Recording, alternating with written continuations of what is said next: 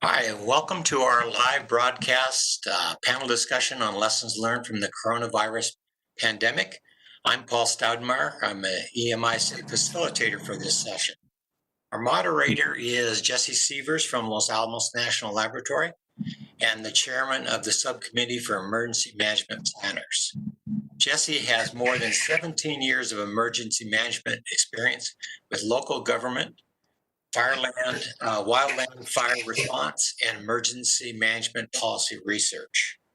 On our panel, we have Jeff Donaldson from Los Alamos, Carissa Schultz from Idaho, Phil Bongo from Sandia, Jim Paulson from Lawrence Livermore, Bobby Carlton from Pantex, and Justin Gehring from Y12 National Security Complex. If you have any questions during the session, use that chat panel on the right. We're going to have a QA session at the end, and I will relay the questions to our panelists. So just type them into the chat panel. Jesse, if you're ready, I'll turn it over to you. Okay, thank you, Paul. I appreciate the introduction, and we hope that we have a high-value panel today. So COVID has changed our lives as we know it in the United States and the world. Hand washing and hand sanitizer, that's the new routine in our lives. Parents get to walk a day, if not a year, in the shoes of their children's teachers. Face masks are the new budding fashion industry. And everyone now knows exactly how far 6 feet is. Also, working from home or behind closed doors is the new norm, and the formality of business operations as we know it has changed. Hold on one second, my coffee order just got here too.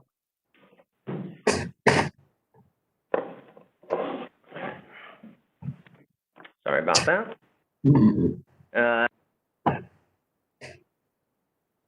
Changed our lives. But in all seriousness, life as we know it has changed, but not the national security challenges that we face.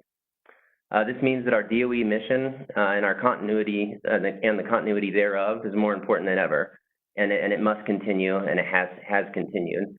And guess what? That's our job as emergency management professionals and business continuity professionals and continuity of operations professionals.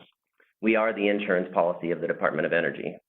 This is the culmination, this response has been the culmination of all the work we've put together on DOE Order 151, D, 150.1A, and all of the other emergency management issues, special interest groups, collaboration, annual meetings, and other information sharing events that we've had. I had a manager once that told me that during a high-intensity recovery operation where everybody was pretty stressed, said, good news, the cavalry has arrived, and it's you. So, ladies and gentlemen, this is our finest hour, and we are the cavalry. You know, this is what we do here. This is our profession. In the spirit of continuous improvement and information sharing on best practices to continue to keep up the good fight on what we're doing with COVID and pick up on some of the new information and best practices that are out there and pitfalls that we've had. This panel of presenters today is across the DOE complex, and our intention is to serve that purpose. There's close to 10 topical areas that we're going to be discussing. For each topical area, there's a select panel, a group, or a couple of panel members that will be discussing that. Please save your questions or type them in the chat response, and we'll get to them towards the end. And with that, we'll go ahead and kick off our panel discussion. With the first topical area, we're going to talk about pandemic plans, procedures, checklists. For example, that's disinfecting procedures, notifications, or business continuity plans. And our first panel presenter is going to be Carissa Schultz. So Carissa, I'm going to kick it over to you. And that would mean I need to unmute. Okay, so hi everybody. So we had a pandemic plan, and it was last updated in 2017, but since everybody knows that this response is, let's call it, and overuse the word unprecedented, we needed to update our plan.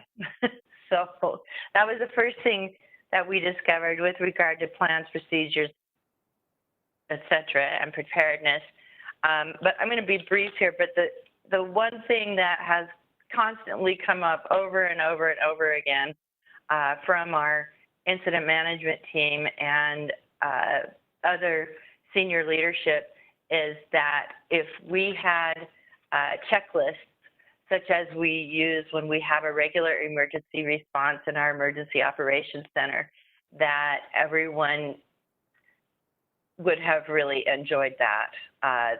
So having some written processes in place for becoming an incident management team and operating as a continuity emergency response group for those people who aren't normally used to responding in an EOC, or even though we didn't have an EOC, we had a CERG, would be very useful. And that is something that we are working on right now. So that's all I have for that. Okay, thank you, Carissa. And we're going to jump over to Justin now. Same category. Yes, similar to her, we started out with a pandemic plan that kind of put together what the team looked like, what the expectations were, but we recognized really quickly that the pandemic plan was lacking in the sense of it didn't give us the format that we needed to really deal with the situation. The pandemic didn't cover what we were really looking at. So what we were able to do from the pandemic plan by bringing together the pandemic team, which is our MedCon team, we were able to create a COVID response plan. And with that plan, we were able to develop some checklists for not only determining what the mission critical steps at the site were and those people that needed to remain on site to do that work. So that was part of that initial response plan that developed from the pandemic plan. And after that, we were able to tailor the recovery plan on the back end of that. And once again, we went to a checklist system on who did we bring back first, what were the plans as far as keeping the areas clean, what needed to be disinfected, what were the appropriate controls to mitigate any problems that may arise. And with that, we were able to take our pandemic plan that we've always had and then tailor it specifically for this instance with the different checklists that we used with our response plan. And that's all I have. Okay, thank you, Justin. The last panel member that we have is Raphael. So I think like everybody else, we also had a pandemic plan. We actually, about 2 weeks, about a month, I guess, prior to the lockdown here in New Mexico, we had actually run a pandemic drill with our obviously our ERO and our partners, as well as Kirtland Air Force Base. We had brought some of their folks on to talk through the whole aspect of how we would handle, or we kind of catered to the pandemic plan itself, to the coronavirus itself in many aspects.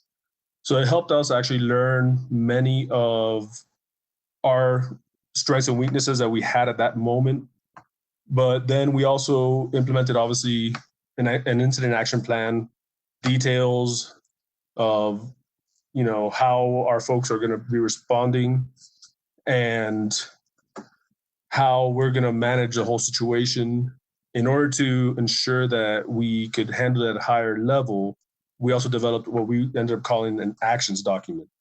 We basically took the gist and the higher level aspects of the action plan. We kind of catered it to our executive level as well, but we ended up using it quite a bit, and we based it off what we were doing after hours. We used it especially after hours and for our remote personnel, because like everybody else, we have a large portion of our folks off site right now, working remotely.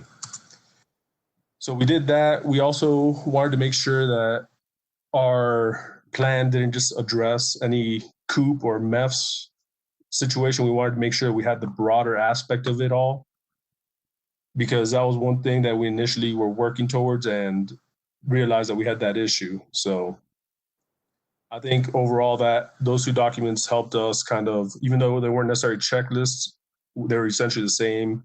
They were just those guiding documents that we needed. That's where I'm at. Thank you. Okay, thank you, Raphael. That concludes the first category.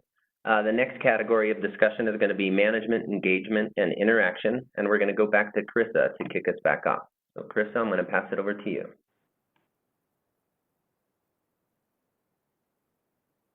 To our activation, and again, we activated a CERG. It's a Continuity Emergency Response Group.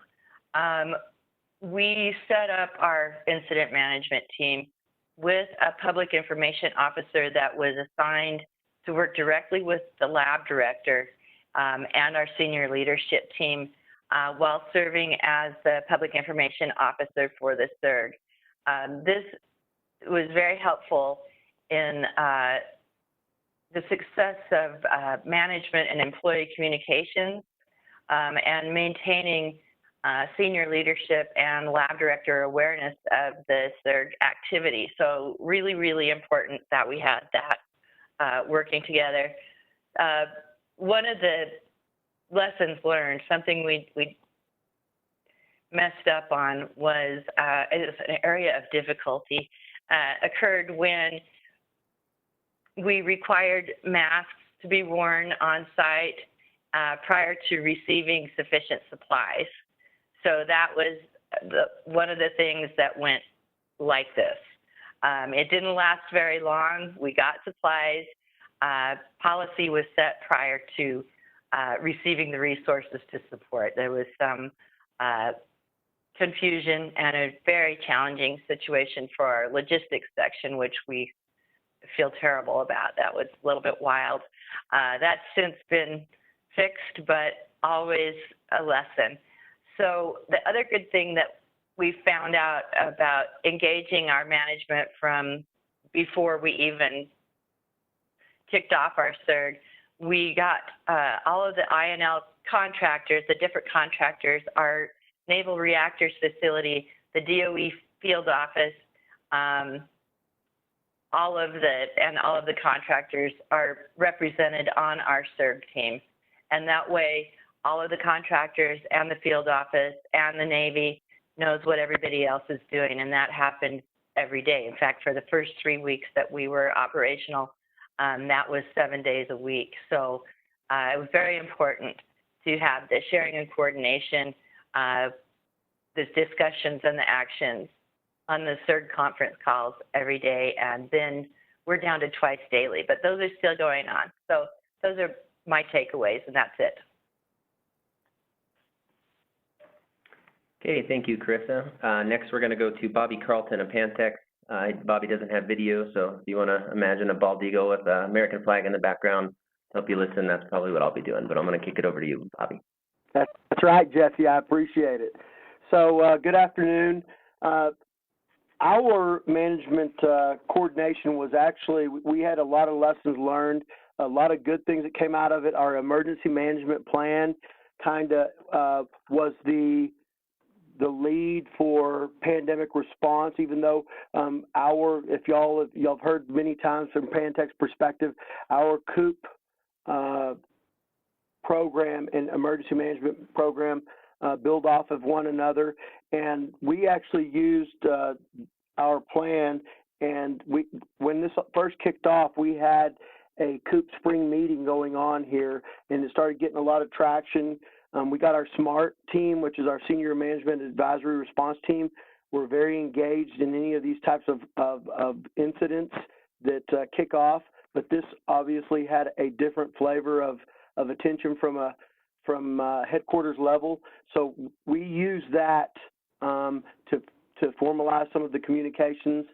We were very, in my opinion, the management and the SMART team were very instrumental in lining up our communications with headquarters and making sure that those approvals in our public information office were communicating effectively and efficiently to our plant. And that was one of the things that we wanted to do from the onset of this. We also made sure that our prevention stage, that we were running in line with what was coming out of headquarters. That was one of the things that came out of Chief Hopkins while he was here, while all this was gaining traction. He said that he wanted to come up with a communications plan. And so we were very careful to make sure that we were running step to step with what the communications were coming out with headquarters and trying to communicate with our plant process.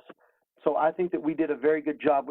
Some of the lessons that we learned out of this is we realized that even though our Coop plan, our pandemic plan said that this is the way we would believe that one of these types of incidents would unfold, we had some lessons learned and the way we're going to apply maybe our CERG team and make it more of the lessons that we learned through this with our SMART team and how successful it was from going to mission critical operations and making sure our mission essential functions weren't impacted and going into those critical times whenever it was going strictly to essential operations, making sure that the approval process was in place to go to safe and stable, and making sure that all those critical operations that not only the senior management team here and our MPO oversight office deemed to be necessary, but more importantly, they were communicating and coordinating on daily calls from a headquarters perspective.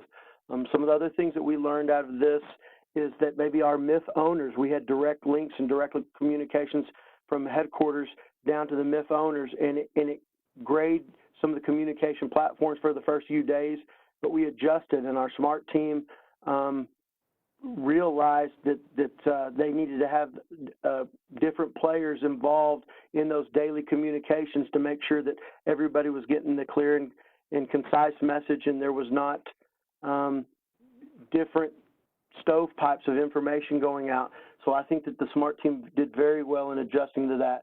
And most importantly is our Senior Director of Emergency Services really was instrumental in coordinating all these efforts. So since we're so engaged, the Coop program and emergency management are so engaged, our Emergency Services Director was having daily meetings with emergency management staff and the Coop staff to ensure that there was nothing that was being dropped. There was no information that needed to be communicated.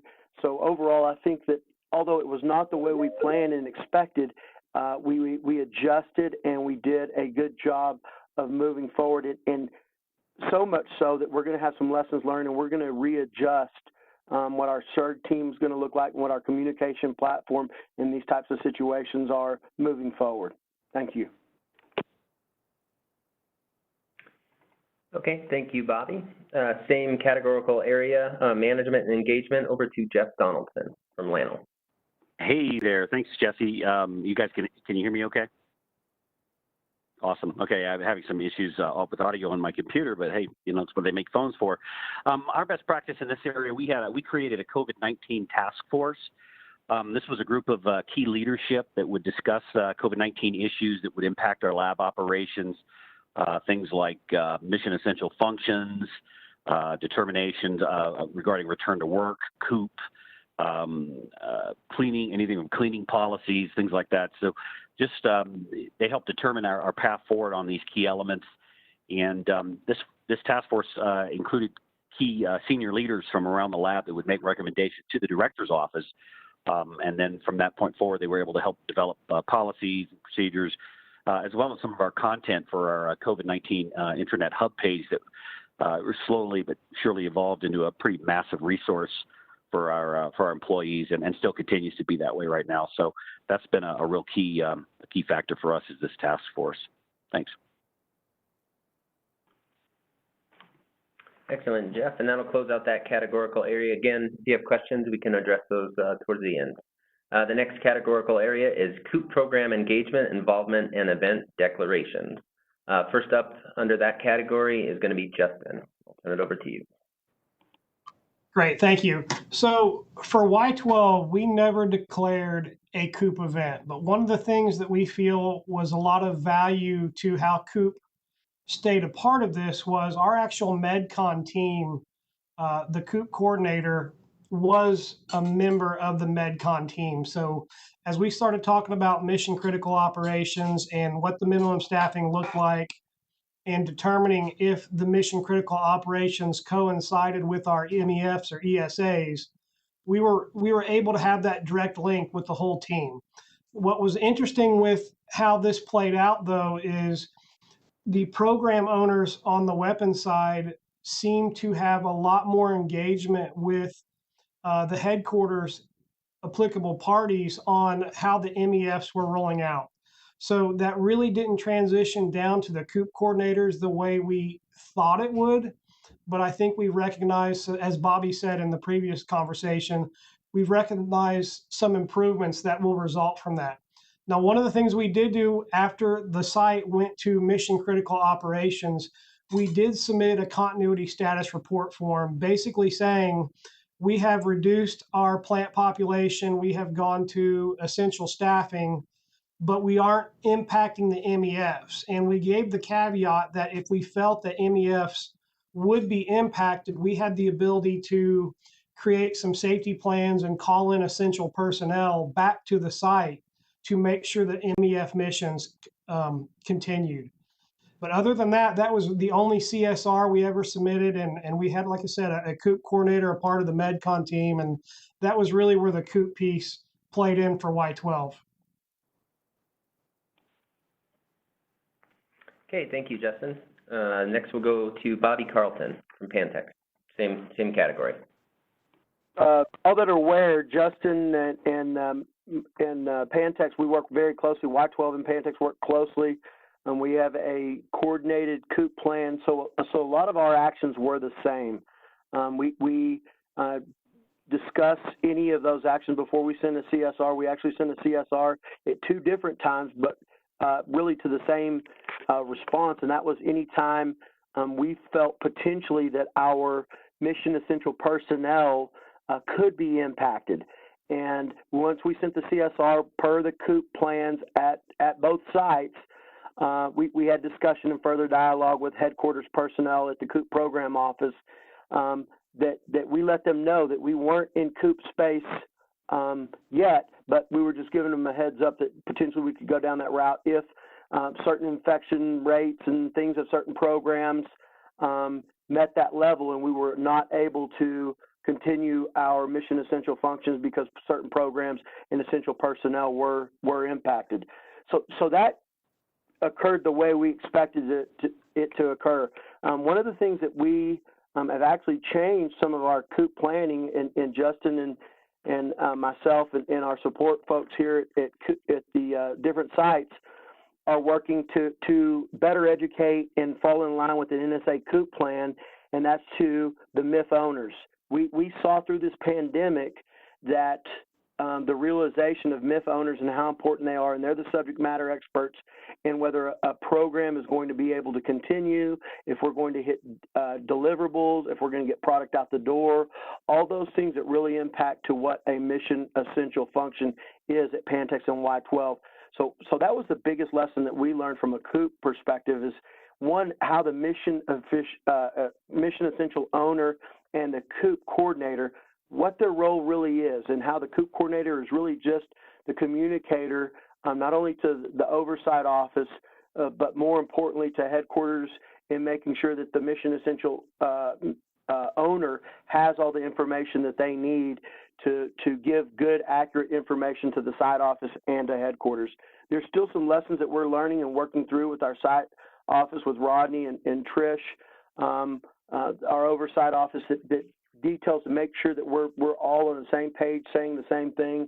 One of the things, the tools, and I'm not going to steal too much of Justin's because he's going to talk to this on the technology part, but one thing that really shaped up our efforts as far as Coop coordination, communication, and made me feel comfortable was that our SMART team had our EMINs site up, and they were monitoring that on a daily basis to make sure where we were at in certain program areas, where some of the infections that were coming in from our occupational medicine, then those were being documented, reported, and analyzed daily to make sure that none of our programs were really going to be impacted, and we were not going to be, we were always staying in the green. The only time we sent that CSR is when we went into that yellow space where there was people that had mission essential personnel that were impacted. So that was a real feather in the hat for both sites in the way we used and created pandemic boards to support the response.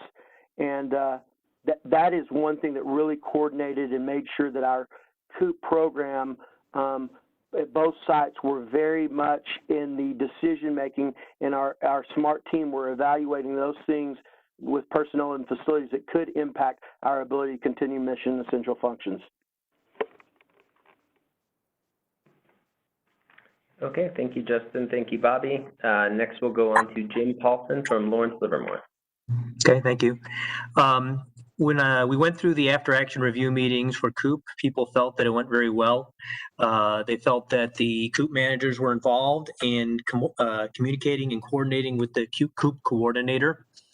One of the things that we did that people felt was particularly useful and perhaps could be considered a lesson learned was the Coop coordinator, the institutional Coop coordinator, would check with the Coop managers every operational period.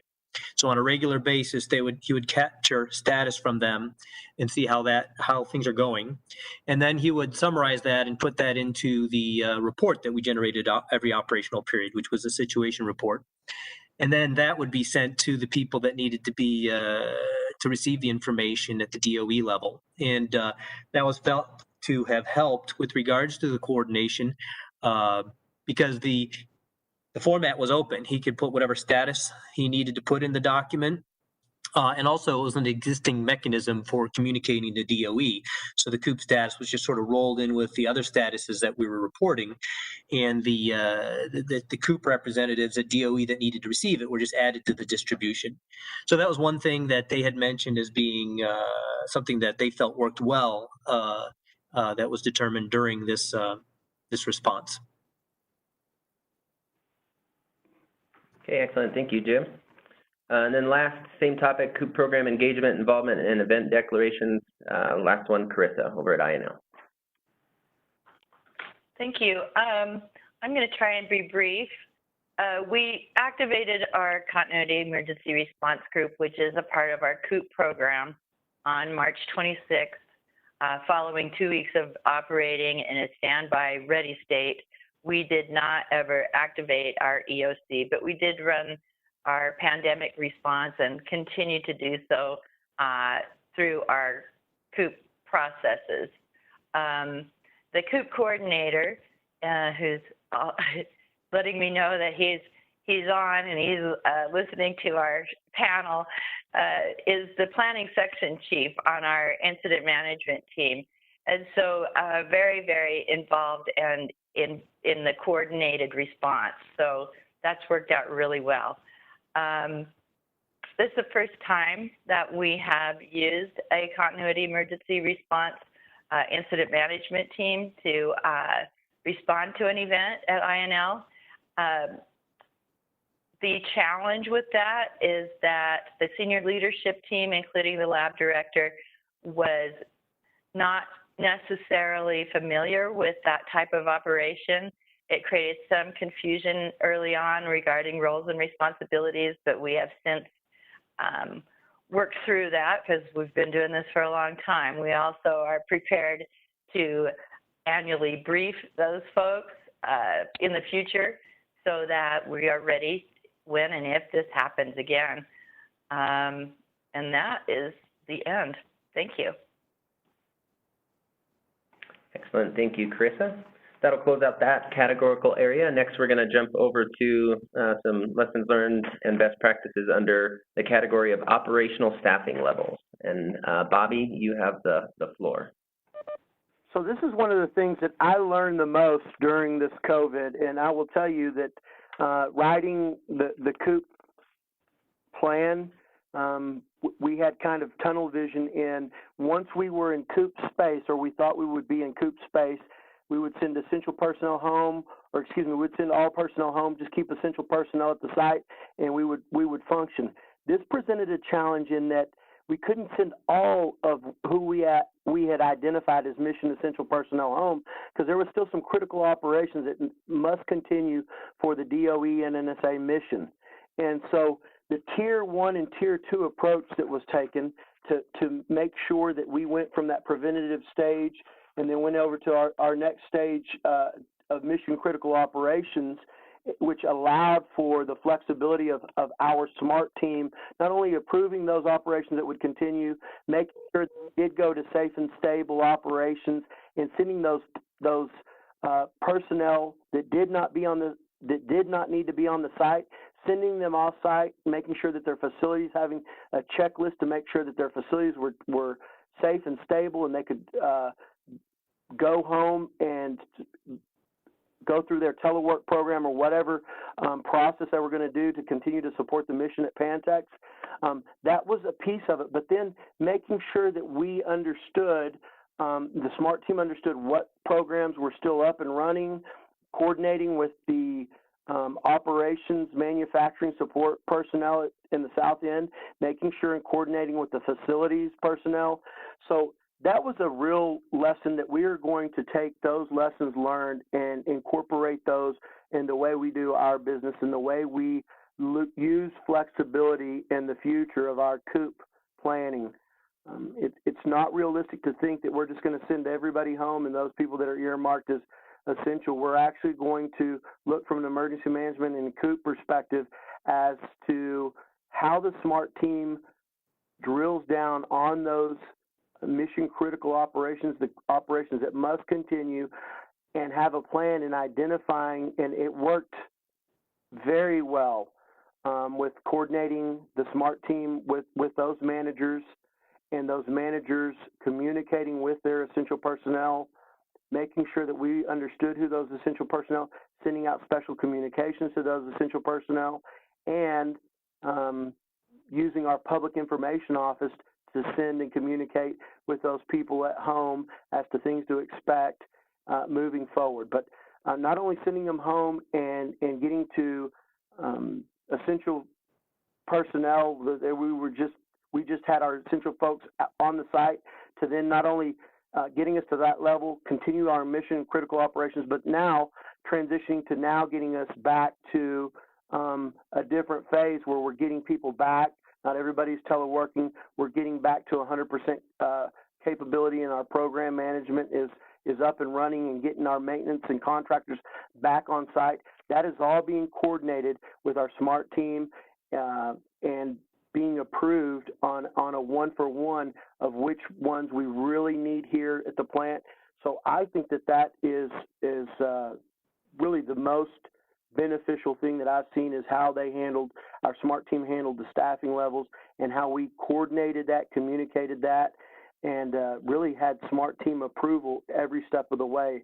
So I recommend that if y'all have a chance to reach out to myself or Justin, and we can show you the way we used EMINS and the way the approval process and boards were maintained to ensure that all the I's were dotted and T's were crossed, both sending people off site and getting them back on site, and maintaining a safe and reliable operational Pantex plant. Thank you. Excellent. Thank you, Bobby. Bobby's our only presenter under that topic. However, when we get done here, I'll open it up to any reattacks for the panel before we go into questions from our audience. So the next one, under lessons learned and best practices under the topical area of offsite interface, is the one and only Jeff Donaldson. Thanks, Jesse.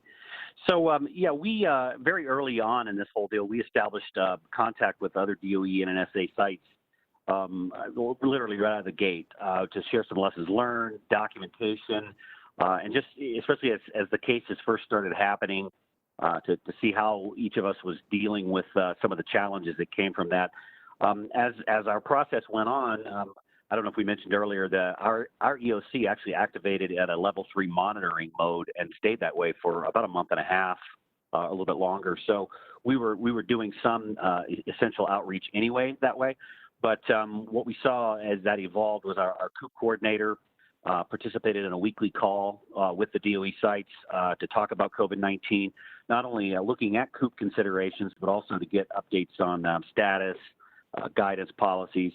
Our offsite liaison actually very early on established contact with other DOE sites and actually had a matrix, a grid going that we would share weekly with all the other sites. And as such, we actually established an email chain that I think a few folks here participating have seen it, and there were others. But virtually almost every major site had someone who was on this email chain, and at Liberty, when they needed some help or some guidance on what they were doing, ourselves included, they would just email out, hey, we're having an issue with this, and this. What are you guys seeing?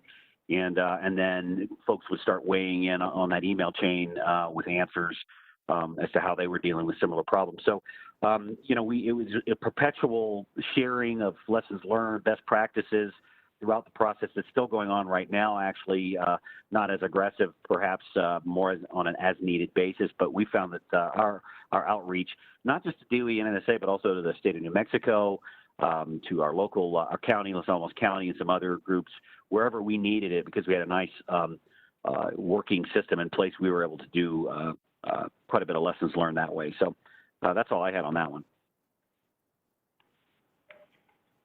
Excellent. Thank you, Jeff. And our closer for this category is going to be Carissa. So kick it over to you, Carissa.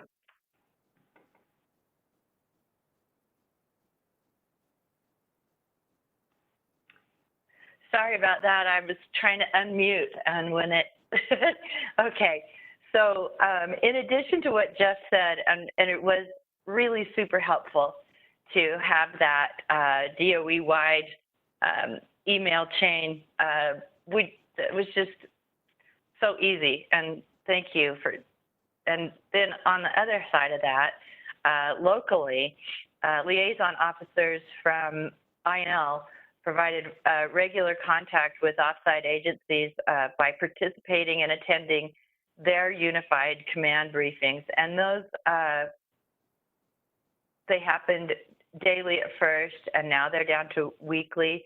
But the information that was provided to us by the regional health districts, the area hospitals, the school districts, mental health agencies, law enforcement, fire departments, and other agencies was gathered up by liaison officers, me and our fire chief. We kind of split it up. I took one unified command and he took another, and then we would share that information back to our continuity emergency response group. And this assisted with our employee communications. We worked really hard because we're also doing company-wide contact tracing. And so our relationship with the health department helped us get that right. It also helped us to share information with our DOE field office so that they could report to headquarters. We also provided status of lab actions back to those other agencies, and that includes 16 surrounding counties closest to INL, and in those counties where our employees call home. So that's all I have to say on that topic. Excellent. Thank you, Carissa. But don't go far because you're up next as well. And the next category is EPI and Employee Communications. So we'll kick it right back to you. Okay. So daily management interaction with staff helps with engagement, especially when employees are telecommuting. So to deal with the fear of the unknown and to try to help with the competing priorities and distractions related to working at home, it was very, very important that individual supervisors, management team, and senior management had regular communication with employees. So our lab director held town hall meetings. These were, of course, online meetings where employees could watch and also ask questions. And so we also, right off the bat, our public affairs communications team set up an email service ID so that employees could send questions anytime they wanted to. And so in those town hall meetings that our lab director provided, he would focus on the topical areas that came into that email address and also answer live questions that were coming up in the chat feed while he was doing those. It was very engaging. They've been excellent, and he continues to do that. He also sends a Monday morning email of support and encouragement to all employees, so that's been very nice. We also have our regular all-employee communications that provides announcements. They're called iNotes.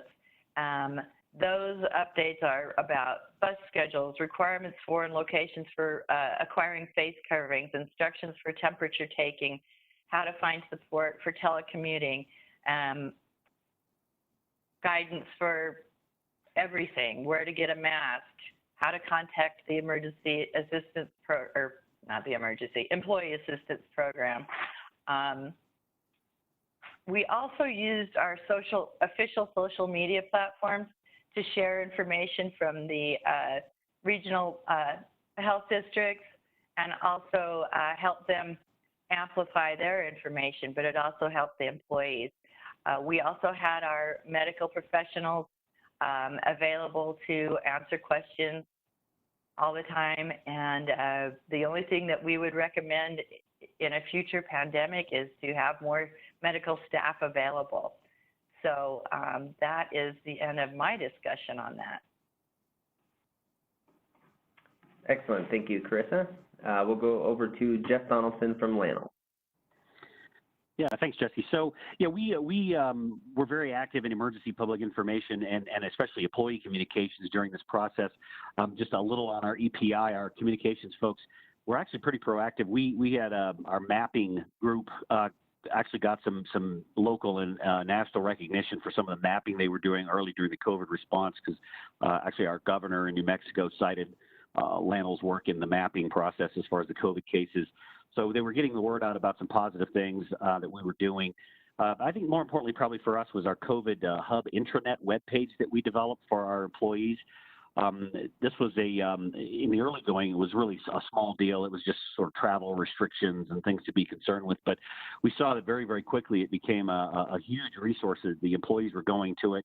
We were getting tremendous feedback. We could tell that from the questions and queries we were doing. We did some community forums among employees, find out what they were wanting to know.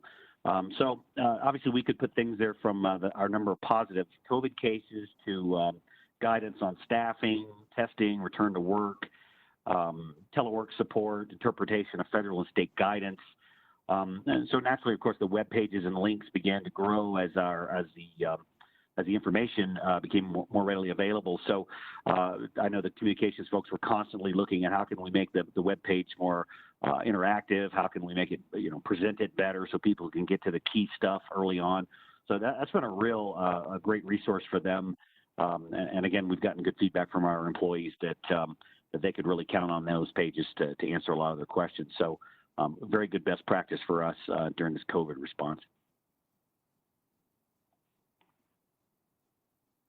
Okay, excellent, Jeff. Thank you. And that'll close out that category for now. We have 3 categories left here in our panel discussion. The next one we're going to go to is technology integration. And we're going to start with Justin from Y12. Thanks, Jesse. And before I can really speak to the technology piece, I have to give a shout out to our IT organization here at the site, specifically Tim Hickerson. If anyone has ever met Tim or had him provide a demo or briefing of Eamons, he is the genius behind this program. We're the end users, but if it wasn't for Tim and his group, the Eamons status boards and how it was used would have never happened. So we can't thank that organization enough. And they're the behind the scenes people that are making that stuff happen for us, and we appreciate them. So I'm going to have to talk quick because I could speak for probably an hour or two just on this topic, and I won't do that to anyone. But for those that have ever seen a demo in previous EMI SIGs of our Eamons, we have status boards and reference centers that we're able to tailor to capture specific information. And one of the things right off the bat from a technology standpoint was there were so many players outside of the MedCon team and so many quote unquote checklists that were developed that had to be tracked and what the status of all those checklists are. There was really not a good way to do that by just scheduling multiple meetings and Skyping and all those things. We needed a way to really show the situational awareness for the site and what the status of our pandemic plan was. So we were able to develop tracking boards in Eamons that were shared with Pantex, and our boards look almost identical. and I'm looking at our board now, and I wish we could share it right now. That would be so much more value added to this group to see what we've created. But we had action trackers, we had team members, all captured in Emens. We had the release from work checklist for each program owner on what the status of that one box may have had, 20 checklists in it, but they were responsible to make sure Emens was up to date. And not only were we able to incorporate that into the emergency side of Emens, we were also able to start giving access by creating a access category we called it the MedCon team, to where we could start giving building managers or a program owner or someone that wasn't part of the SERG or the emergency response organization access to our Emens site so that they could real time see what was going on a daily basis. Some of the other things we incorporated in the Emens was on-site work approvals. We had gone to mission critical operations, but you still have a need at the site to bring people back on. So how did we capture who was allowed to come back, and so that all the different players knew who was supposed to be back at the site and what work they were performing? The significant events, just we used that to capture what was going on a daily basis, as well as the status of the checklists. And from a recovery piece, we really mirrored what we did on the front end going into mission critical operations. But we were starting to realize that we could start building in what we called the risk mitigation steps. So we're moving from mission critical to bringing people back to going back to a prevention phase and bringing more of the stage 1, stage 2 workers back on site. How do we do that safely and capture all that information for all the players to know? So we created a risk mitigation status board in Emens, that it was a drop down where you could click on your work area, who is the owner of it, what the controls were, whether it was social distancing, spacing, plexiglass installed, mask usage in certain areas, whatever it may be. And that was able for everyone at the site that had the Emens access, that was part of that MedCon team, to see what was going on across the site. One other thing that we did is we were able to create a reference center as well, that every one of the checklists that got completed for going to mission critical operations, the minimum staffing plans, all of those things were done in basically an Excel or a PDF. And then we had that final checklist that the program manager signed, and we were able to incorporate all that into Emens. So if there was ever any question from senior management, MPO, or the MedCon team, they could go to the reference center of Emens and see what had been done, who had done it. There was a kind of a checks and balances there and accountability. And the last thing I'll say from the technology piece is, what we recognize though is we used for lack of a better word, our emergency Emens that we would use if the EOC was activated and the team stood up. We could still input information into all those status boards and mitigate that emergency. But at the end of every good emergency, you have to archive that event in Emens. And so our fear was, if we really did have an activation and a true emergency at the site, we didn't want to lose everything that we had put into the emergency Emens status boards. So once again, I'm going to throw Tim Hickerson's name into the mix. He was able to mirror the emergency Emens, and we created a whole brand new Emens called Pandemic Emens. So now in the future, if we had another pandemic, God forbid, or something along those lines, we now have the backbone and the infrastructure already there that we can archive those events. We have a historical record of everything that's done, and we could also simultaneously have a different emergency Emens up and running. If we were to say what we had a declared Coop event or an operational emergency, we can simultaneously have two Emens tracking those events. So I could keep speaking and I'll stop there, but I just can't say enough with what we were able to do on the fly. We would be in meetings and I would be talking with Tim on the sidelines saying, okay, I need this board to look like this. And at some point, I'm very confident that Tim got sick of me, but I can't say enough about him and what Emens was able to do for us to mitigate this pandemic so far. Excellent. Thank you, Justin. Thank you for sharing that best practice out for all of us. The next one under the same category of technology is Raphael from Sandia. I don't think I can follow up much with that. You knocked that one out of the park. But for us, one of our biggest things, honestly, was Skype. Surprisingly, it worked extremely well for us, especially offline and after hours, or remote and after hours.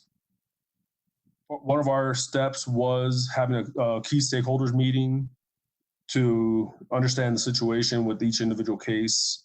Sometimes we had upwards of 20 folks on those calls, and I don't recall having lost any connectivity as far as in general throughout all the calls that we had, especially because initially we had numerous folks on these calls until we were able to kind of dwindle it down and identify who really needed to be involved in these meetings.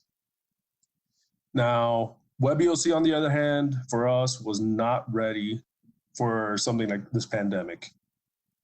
Fortunately, our EOC coordinator was able to contact Javari, and Javari jumped on it. And in their coordination, they were able to knock it out between our coordinator and the folks at Javari. They're fantastic. They helped us out with quite a bit of mods to cater to us with what we needed. We also had, WebEOC ultimately has come around for us as far as we've been able to make it work like we need it. So it's still a work in progress for us. I know we're looking at upgrading our WebEOC, but from where it was in March to where we are now, it's definitely stepped up. Our IT folks have done a great job, especially being able to manage, I think it was about 60%, if not more, of our workforce at one point being remote. So their ability to manage that plus support all these Skype meetings have been fantastic. So that's all I've got from the technology end for us. Excellent. Thank you, Raphael. Thanks for sharing. The next topical area, we have two left here. The next one is notifications and reporting, and we're going to start with Jeff Donaldson from LANL. Yeah, thanks, Jesse. So, our best practice in this was we actually established a COVID-19 hotline with staff that over time has evolved to include medical pros.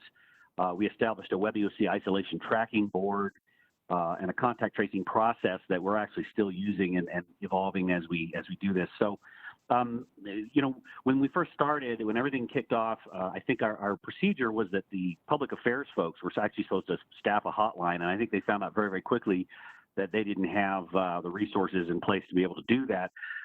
So initially, I think we started out with our Emergency Operations Support Center staff, which is our 911 center. They were answering the calls. Eventually, we spread that out to our occupational medicine nurses.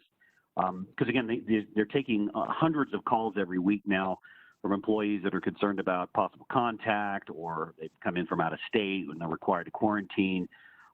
It can answer really, I actually sat the hotline a couple of days and the questions are wide ranging and fast and furious.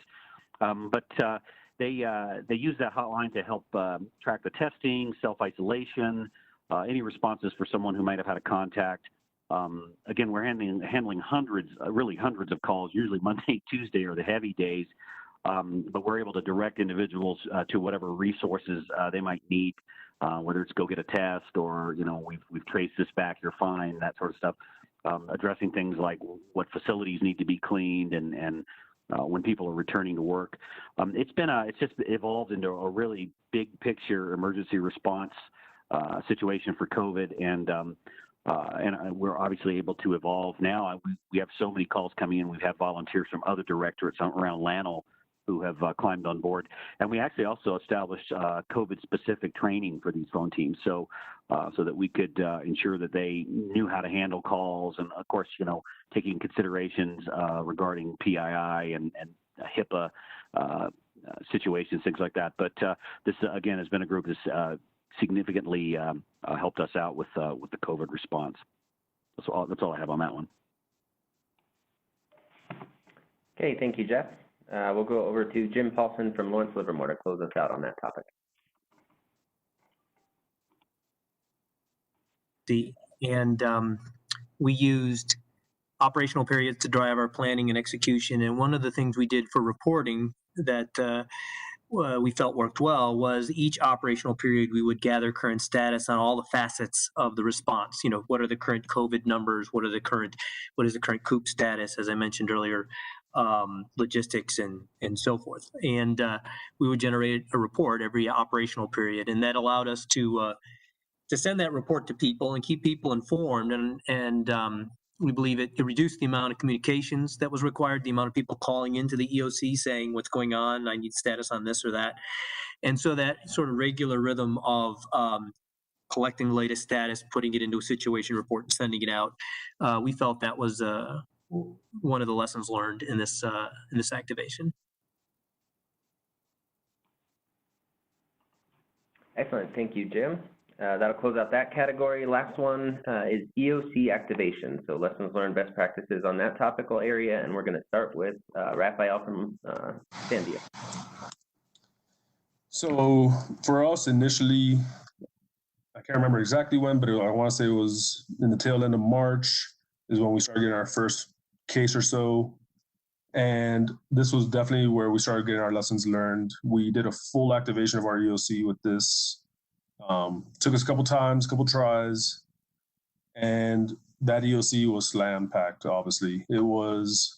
Had a bunch of people in there. We included our med folks, our Coop folks, lab leadership. So we had plenty of folks, plenty of decision makers in there. And needless to say, it being full activation, it started getting treated kind of as an emergency rather than what we were expecting to be more of a service type call based on the situation. So that was definitely a lesson learned for us after, like I said, after a few goes at this with full activation. I happened to get a firsthand view of this because I was on call. I get notified by our EP manager, who was also the EOC manager that week, that we had another case. It was about 9 o'clock at night, and we end up managing it at that time with a skeleton crew, essentially, what we now deemed as a modified level 1 activation. So that's basically just our ops section and our EP manager. That allowed us, we already knew what the steps were. They weren't changing for us. We knew who needed to be contacted at what point, who our points of contact were for our disinfection team. And so that modified level 1 activation allowed us to streamline it, not have so many chiefs. Like I said, we knew what the steps were. So we didn't have to continue to reinvent that wheel. So that definitely helped us. The lessons learned for us on this is, using a modified NIM structure on this, but we didn't need a full activation. We definitely didn't need that. Maybe a lower level activation would have been okay, but something to where we can manage and coordinate, but it was minimal coordination that we really needed to do because everybody knew their job. As far as once we contacted our disinfection team, they knew the steps they needed to take at that point and how to do so. So essentially, we ended up in the EOC becoming the coordination and information hub. They notify us that we had a case. We'd help with identifying and setting up the Skype meetings for briefing and key stakeholders. But our medical folks, our ESNH, our facilities folks, their roles and so in many aspects were larger after a while than ours because we essentially were monitoring them. So they took a lot of the lead many times in that as far as who to contact, what needed to be shut down, to what extent.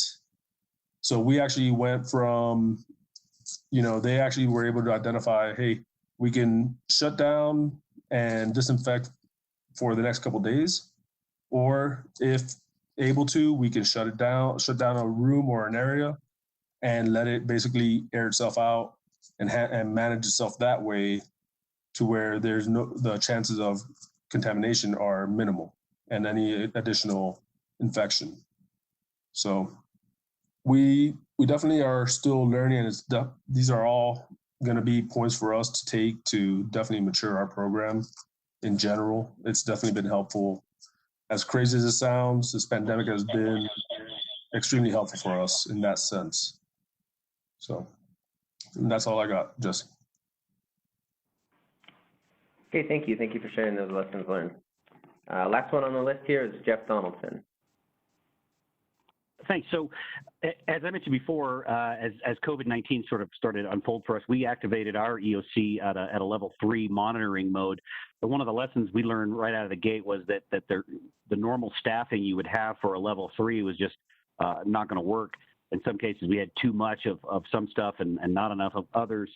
So we were actually up and running from about March 11th through April 30th, the latter part of that being virtual operations.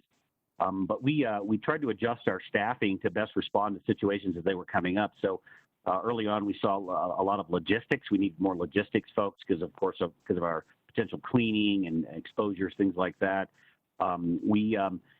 Our occupational medicine director, she typically is a subject matter expert, someone we would pull in, but we actually made her a permanent part of the command staff. Just because we recognized very quickly that her input was going to be essential to making the decisions that we needed. As the offsite liaison, I mean, I was involved in a lot of command staff stuff as well. And even after we deactivated the EOC, offsite liaison has continued to work. So I guess less of the formal structure, web EOC and all that kind of stuff, but definitely coordinating and reporting back to all the key decision makers within the emergency management division.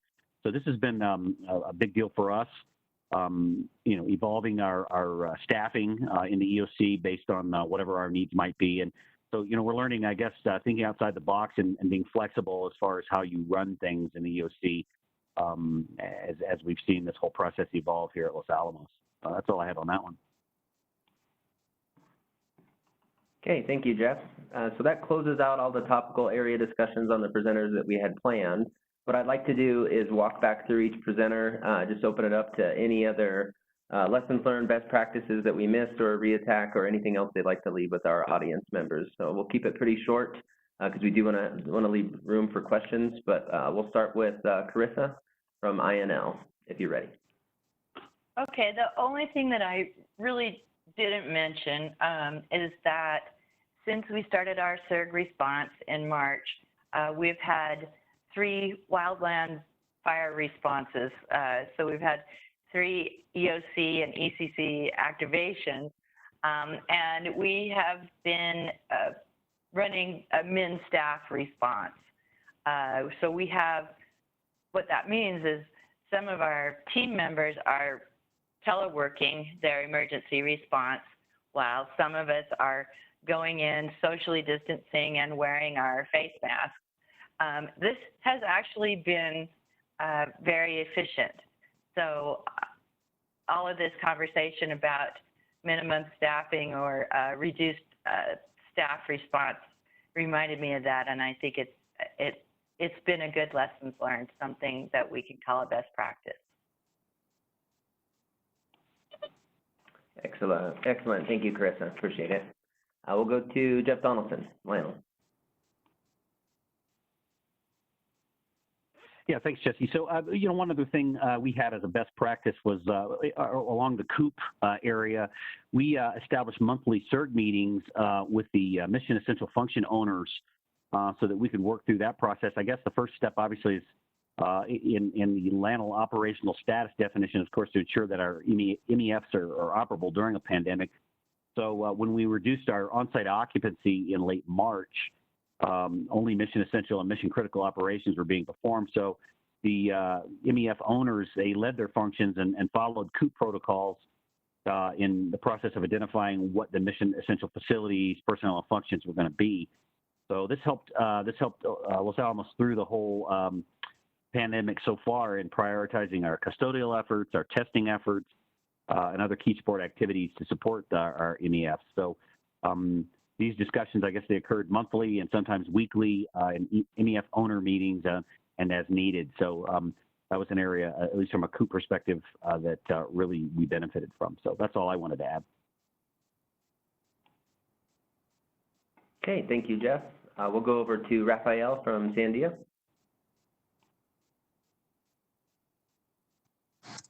So I think for us, Jesse, lessons learned, I think one of the ones that we definitely realized was we do share information with Kirtland Air Force Base, which is our obviously site partner, but we're not doing as good of a job with the city and the county and the state. So that's something that we are capturing, we're going to work on. I think for us, one of our best practices was once we actually got these EPI messages pre-approved by the NNSA, it actually helped us flow and get those messages out a lot sooner to our workforce.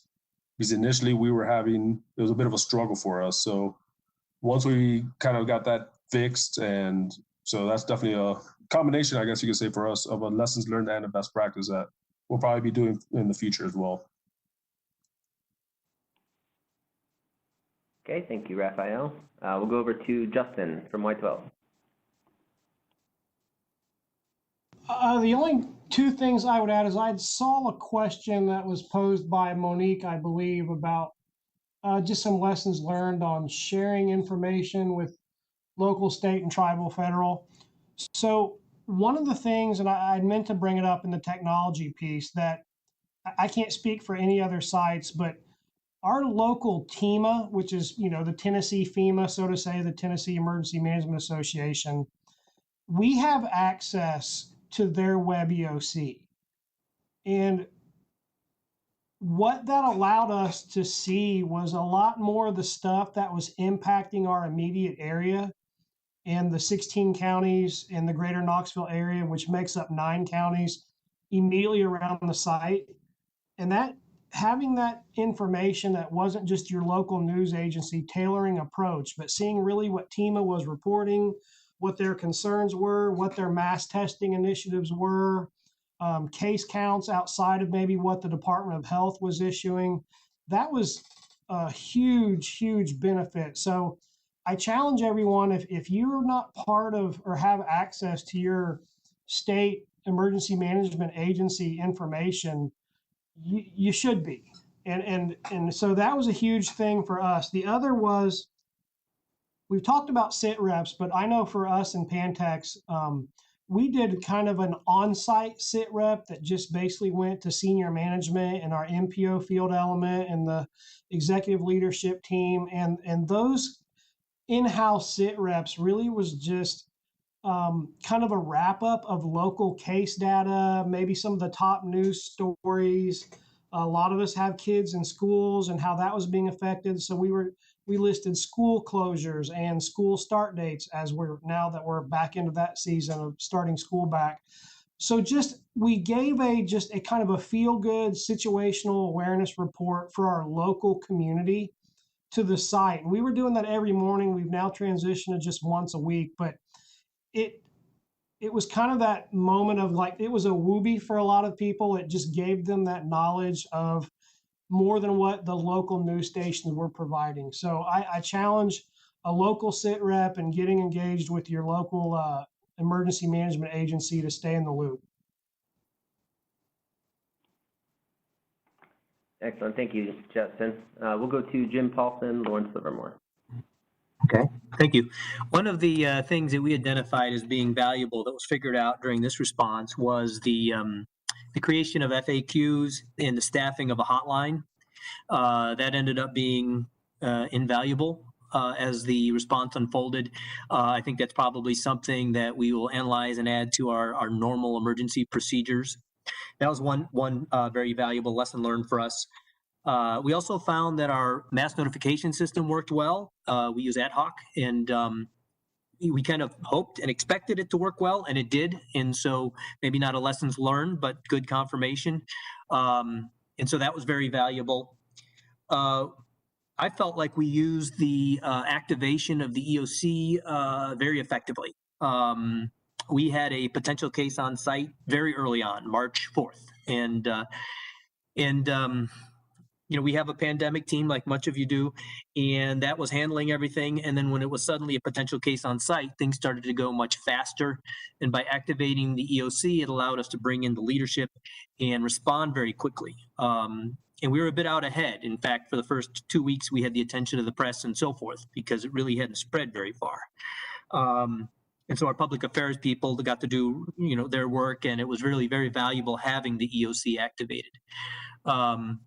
We probably kept it activated a little bit too long, but that's not all that unusual. We probably could have transitioned a little sooner to institutional processes, but that's kind of typical. When your EOC is activated, it takes a little bit to get things handed back over to normal processes. So I thought we in general, we felt that the EOC was very effective. And that's what I have.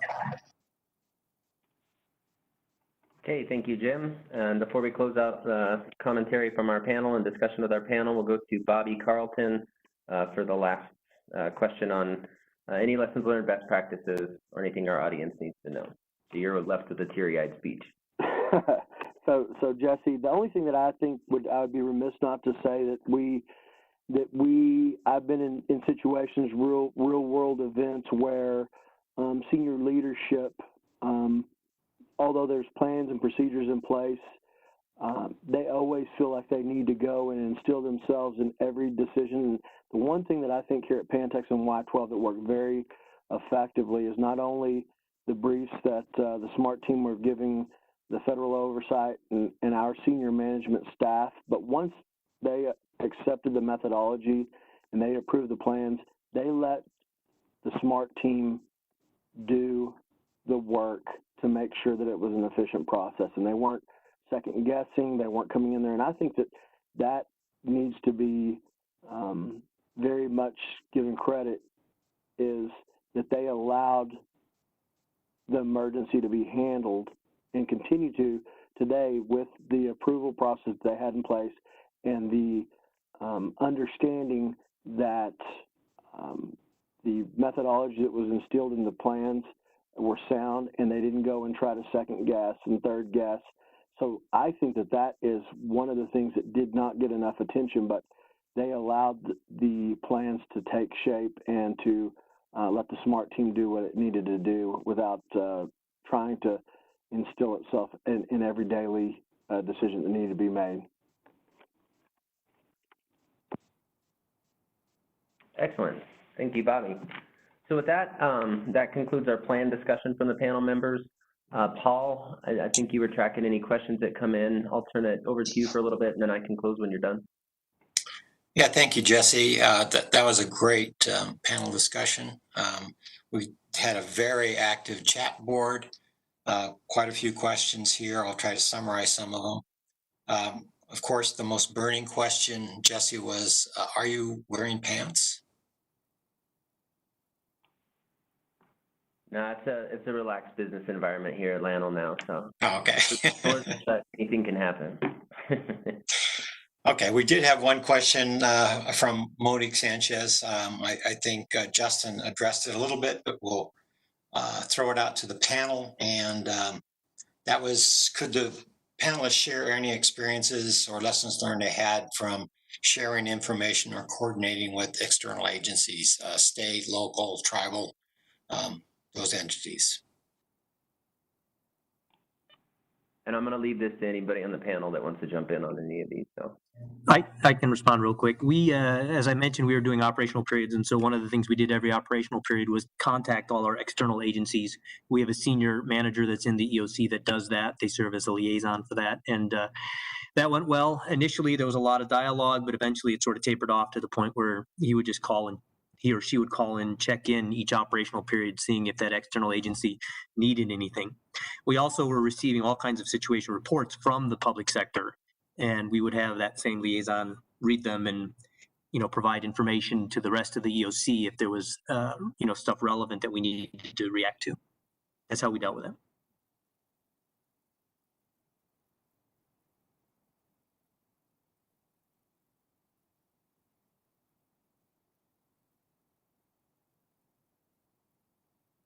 Okay, let me go on to the second question. This is from Chris Mullaney. He asks, so for a field site, can we use a local medical facility for testing? And we did have one comment back on that from Carolyn. And she said Los Alamos is providing on-site testing. All residents within the state of New Mexico are able to get tested at any Department of Health facility within the state. Any other activities on that from other locations?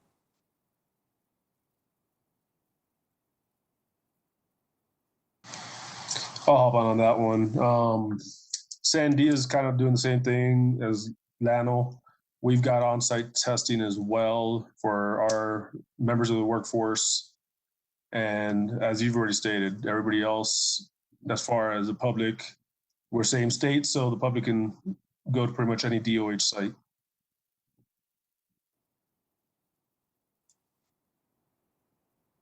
Thank you. And our final question is from Ray Baez Perez. When you activated the Coop, has there been any lessons learned concerning updating your business continuity or Coop plans?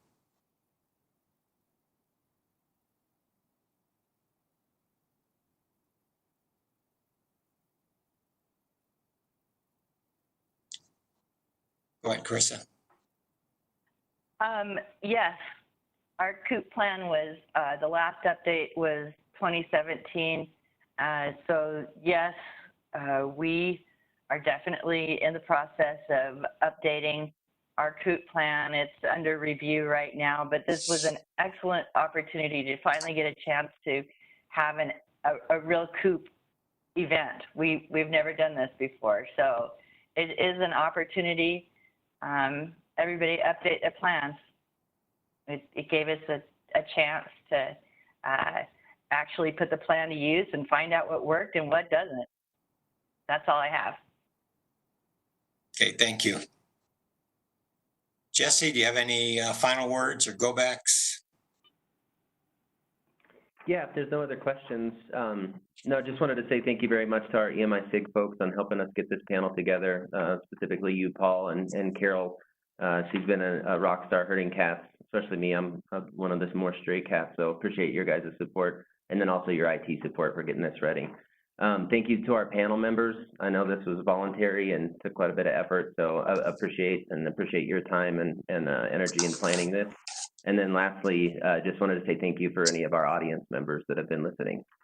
So, and any follow-up, feel free to reach out to any of us on the panel, and we'd be glad to share any of these lessons learned or best practices. Yes, I wanted to remind you that if you look in the panel on the left side of the screen, there's a speaker tab, and all of our panelists today have their contact information in that speaker tab, so if you want to follow up with them. Also want to remind you, if you scroll down to the bottom of your screen, there's a little icon for a survey. We'd appreciate your feedback on how this panel was received. And if you complete the survey, you actually get credit for attending today. Tonight, or later, but well, in about 45 minutes, there is going to be a social event. That's a scavenger hunt. So come back at 2 o'clock Mountain Time and join in that fun. So that concludes our opening session presentations for the day. We'll start up again tomorrow at 10 a.m. Mountain Time. So be sure to join us again tomorrow. We'll see you then. Thank you very much.